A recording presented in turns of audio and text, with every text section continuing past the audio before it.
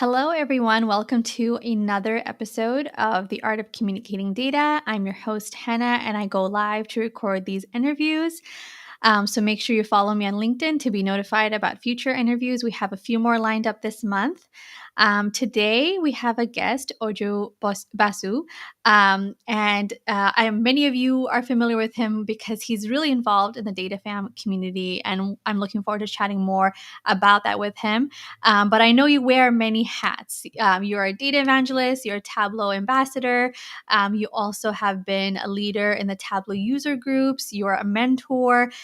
You're doing a lot of things. I guess, can you tell us briefly a little bit more about yourself, your day job, and then what you're doing on the side? I know you're very involved, so if you can tell us a little bit more about the things you're up to.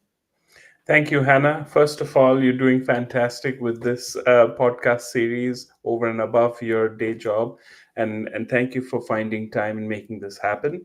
When it comes to me, I'm a data lover, a Tableau lover at heart. The reason why I do it, I believe my mission in this year has been to make data literacy accessible for all. That's something I'm cheering for. That's something I'm working towards. I've been in the data space for the last 15 years, but over the last 2 or 3 years, I've put myself more out there, creating content, YouTube videos, and speaking with the community, especially with those who are in career transitioning into data or are fresh out of school, college, wanting to make a career out of data and analytics. I speak to them a lot more. Yes, this year's been a good one. Tableau picked me to be their social ambassador. I get a chance to speak at user groups. I enjoy it. I share my hands-on experience with them. It's been a good run, and I can't complain. God's been kind. That's awesome.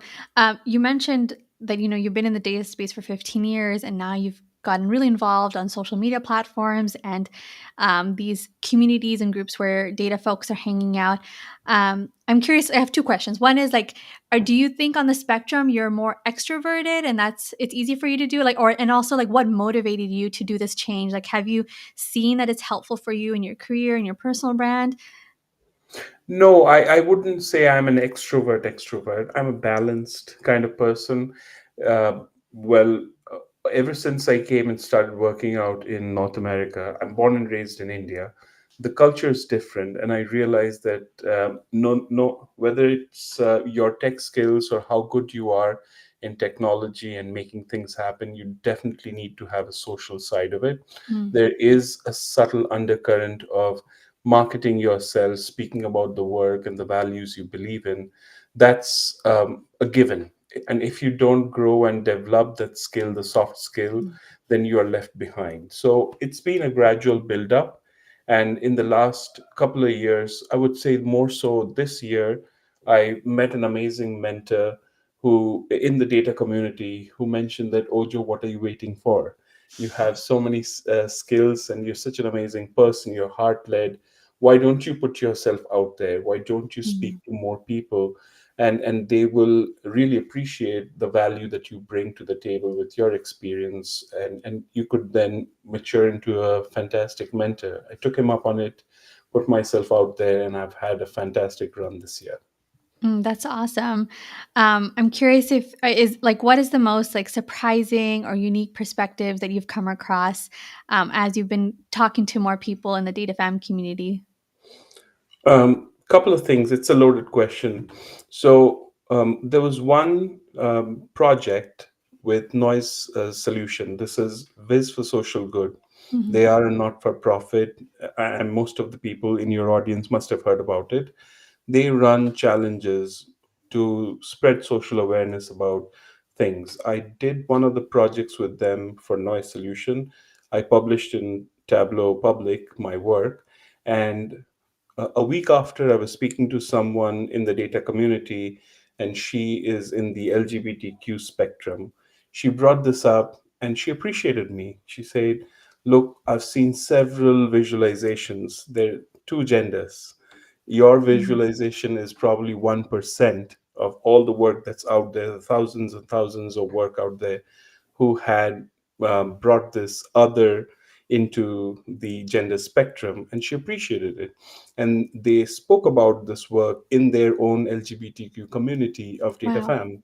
So I was, for me, it was a mindless work at the time. But after I received this feedback, I started thinking deeply about things like people come from myriad backgrounds, right, Mm-hmm. with different life views and focuses and perspectives.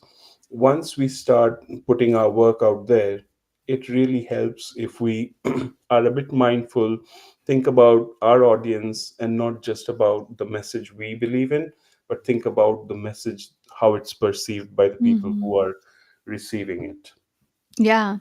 Yeah, it's amazing how thoughtful a work like that, like a visualization, can be when it's so inclusive to others or makes a certain group that's usually under recognized feel seen. As you saw, like they were sharing that widely in their communities, and it meant a lot to them. Even though for you it was like one small little task, one small little thing you changed in your visualization, but it had such a great impact in this community. That's a really interesting, and thank you for sharing that memorable experience with us. I know you are also like a data mentor, and you've just been talking to a lot of people. And I'm wondering if you've seen any common challenges people face with visualizing or communicating data effectively. Are there any? Have you noticed any of that? Yeah, there are quite a few patterns, and thanks for asking this question. Um, there are two.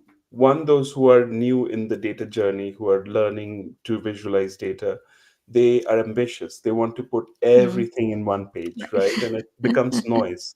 Or even so, those who are young professionals and their boss expect them to produce content or visualizations or interactive dashboards, answer many questions all in one. They shoehorn Hmm. everything in there, and then the key message gets lost. This is one Mm, of the challenges I see when I look at review work done by professionals. This is one of the common things that I see. The other challenge, I would say, or a pattern, is we focus more on the why, the exploration of the data, but we tend to ignore the explain side of things, hmm. right? And it ties back to how Cole was speaking to you the other day about the explore and explain pieces. And I couldn't agree more. We often do the exploration part, and then we stop ourselves, albeit unaware, like we don't do it intentionally. But if we were to invest a bit more time in explaining the work that we've done, our audience, who is not along with us in the journey, which we have done in our own silo, would Right. then be able to receive that information, consume it, and have that much more impact. Yeah.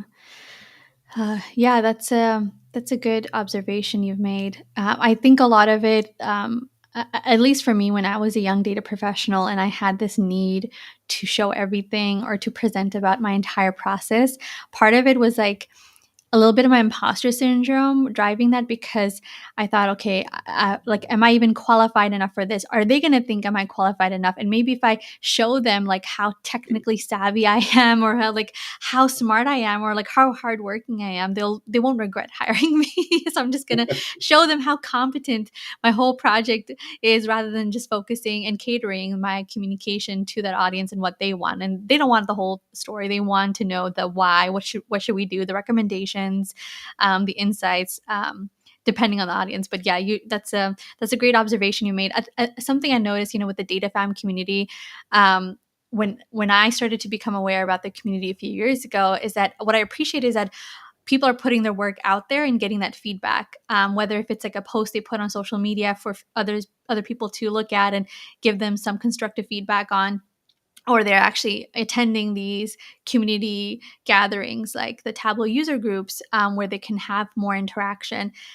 So there is this growing and learning happening together that someone who's working on their own, which I'm that kind of person. Early in my data journey, I was working alone. I tended to do things alone. Maybe this is like the oldest daughter of an immigrant family kind of issue, where you don't like to ask people for help, you don't want to burden them, you just do everything yourself.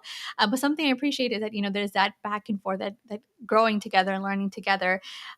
So I'm wondering if there's any like specific communication or practice or other habits that you've noticed within the DataFam community that other data professionals could learn from or adopt? Absolutely, Hannah. You've touched upon a very vital point. I feel I've been in this space for a while.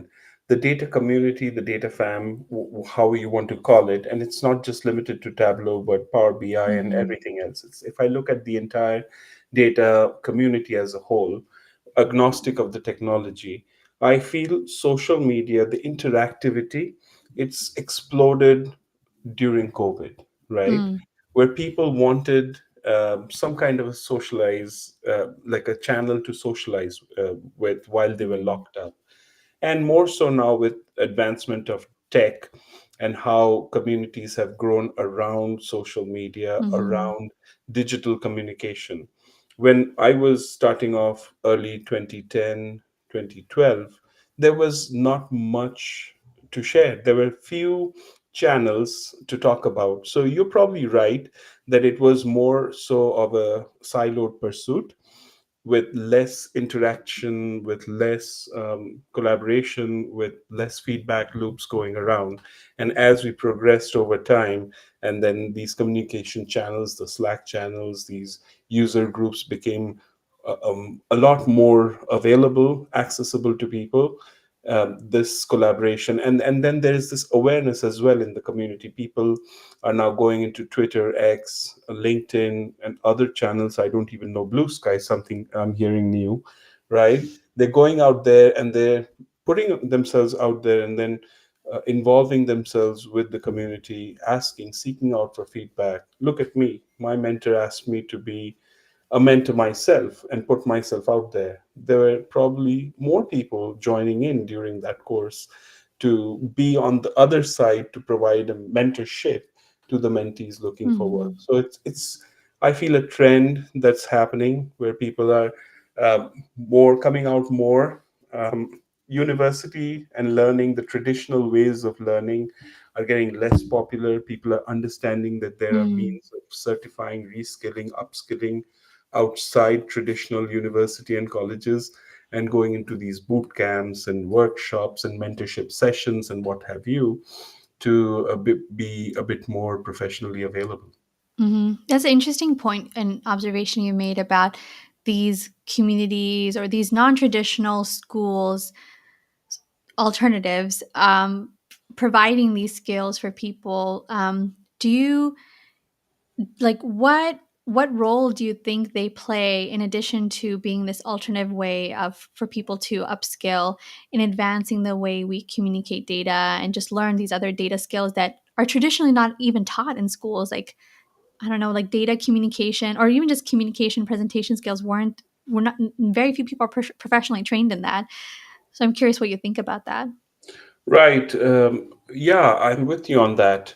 The example that's ahead, right in front of me, is the TED Talks, right? Mhm. When we were growing up, was there a TED Talk? No. People didn't. I mean, there was Toastmasters, don't get Yeah. me wrong, there was social speaking, but it wasn't as accessible as it's now. You Mhm. can, you and I are having a conversation, we didn't even know each other 6 months back, and thanks to technology and what have you, we are having this conversation which is going to live for indefinite amount of time in tech digitally, and anyone can tap into at any point in Right. time and then learn from this. So this is something new. The Khan Academies of the world, the MOOCs of the world, the LinkedIn Learning, the Mhm. different channels. This is like mainstream media science has proven that this is becoming more popular than traditional going to university. It's a fact, it's undeniable. Yeah.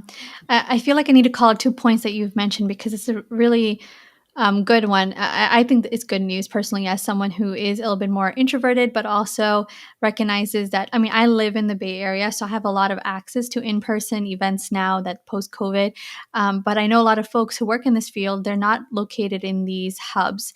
And what I love about virtual events and virtual ways of communication, even social media platforms, is that, as you mentioned, it connects people, makes it more accessible, makes that information, that community, that knowledge more accessible to others. Which that's what one of the things I loved about COVID is that I really urge people to have like this virtual component to their conferences or other events where people could. The first tug or the Tableau user group I attended, I think it was technically the Arizona one, but I'm all the way in California, but it's virtual, right? True. So I love that.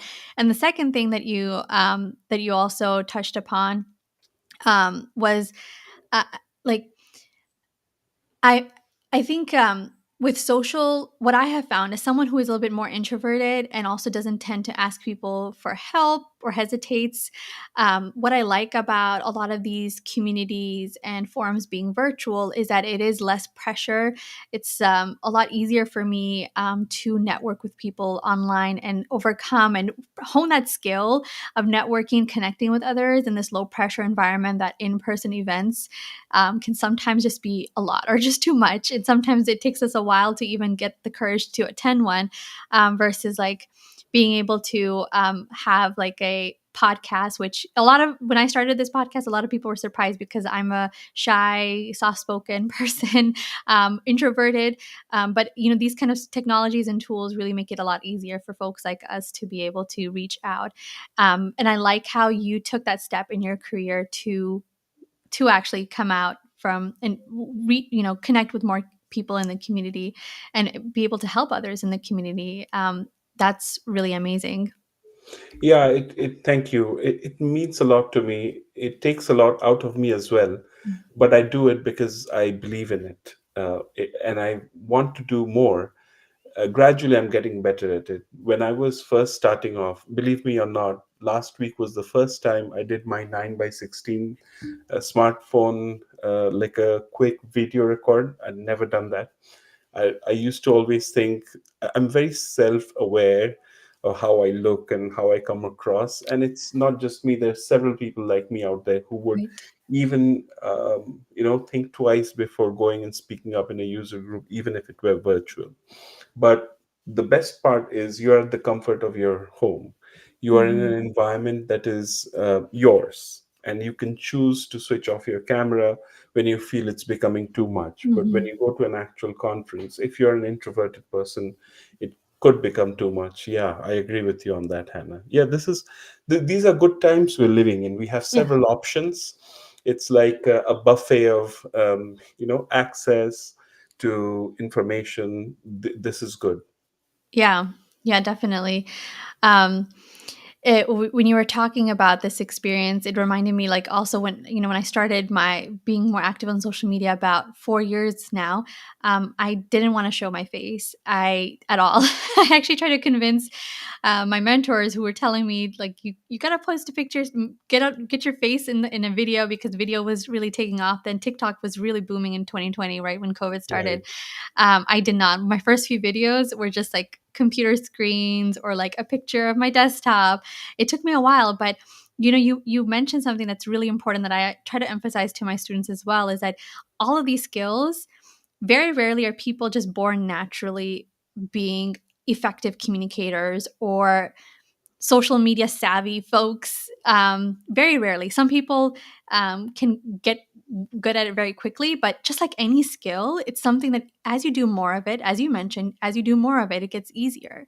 Right. Yeah, so I highly encourage those who have been hesitant about networking or putting yourself out there, attending these groups, speaking up, is that take baby steps, as Oju mentioned. Like, if you don't feel comfortable with the camera the first time around, don't turn it on. And then maybe in a future event, you'll feel a little bit more comfortable because you see familiar faces or you've gotten a few practice sessions out of the way. And now you feel like it's like a safe place for you to contribute and talk more. I love that a lot of the places, I'm assuming like a lot of the sessions you have facilitated or attended, they seem to be welcoming and inclusive to people and not pressuring people to speak up or have their cameras on. Absolutely. The so I can speak from experience. This year, I've attended 80 plus Tableau user group meetings. Wow. That is massive. Like when I look back, Yeah. I pat myself on the back and I think that it's a massive undertaking. I'm glad that the universe gave me the opportunity and the time to do it. It could be possible because these user groups are now running hybrid or Mm. virtual. So thanks to that. And the second part is from experience, I'm seeing if you're speaking, it's best practice that your camera is on. But if you're attending, more often than not, the user group leaders would disable the camera, Mm. and it would be enabled only during the breakout sessions or the networking sessions that are happening virtually. So yeah, there is a good mix, and I really like the point that you made that uh, it grows over time. I cannot endorse this any further than I would like to do. Yes, put yourself out there, get things going. Eventually, you are what you present yourself to be, right? And this is Mhm. a learning that came much later in my life, and I would like my 7 year old and everybody else to learn this, understand this, appreciate it, that this is the way the world is going. Yeah. Do you like talking about where the world is going? Do you have any predictions or trends or just any guesses about what the future of community and communication will be in the data space or otherwise? I don't pretend to know everything, but from the little things that I know of, I'm seeing there's a lot of like big data was big 5 years back, AI is big now, right? And people are also talking about quantum computing. That's the next hype. No matter what technology comes, I feel people's skills will remain important. I feel understanding the basic concepts of data, understanding the basic concepts of business, your functional knowledge, your real world experience is going to be the primary currency no matter what advancement happens in technology. So I do not put my ear out there and listen to all the propaganda, for the lack of a better word. I try to keep my focus on the things that I can control. And what would I say? This is what I believe in. And I want to keep doing more for the data community, share what my experience is, bring them, um, start my own mentorship in a very formal way Mm. and offering something in the new year. I'm working towards it. I'm learning how to be an entrepreneur and set up my own systems. This is something new and it's exciting because I have another good 15 years of my career ahead of me. I would like to do this and build this on the side over and Yeah. above my consulting practice. Yeah, that's awesome. For those who are interested in connecting with you and want to keep tabs on this new venture you have that's starting next year, where can they reach you? LinkedIn's my medium, and I haven't formally made an official announcement yet, but it's in the works. And when it does happen, that's the only environment. And I'm going to speak about it. You know how active I'm being in LinkedIn, and I want to keep going with this. I'm quite happy with the growth that I'm seeing, the followership, and the love I'm receiving from the community and the people. So I wish to keep at it. Awesome. For those who are listening to the podcast, I'll be sure to link Ojo's LinkedIn profile in the show notes. So be sure to follow him through there. I'm sorry if my neighbor's dog sounds are coming through the audio. I'll have to edit that out. But yeah, thank you so much for taking the time today to discuss with us your insights and your experience talking with so many members from the data communities. And we look forward to seeing your next venture. Thank you so much, Hannah. I appreciate your time and the opportunity and the platform. This collab was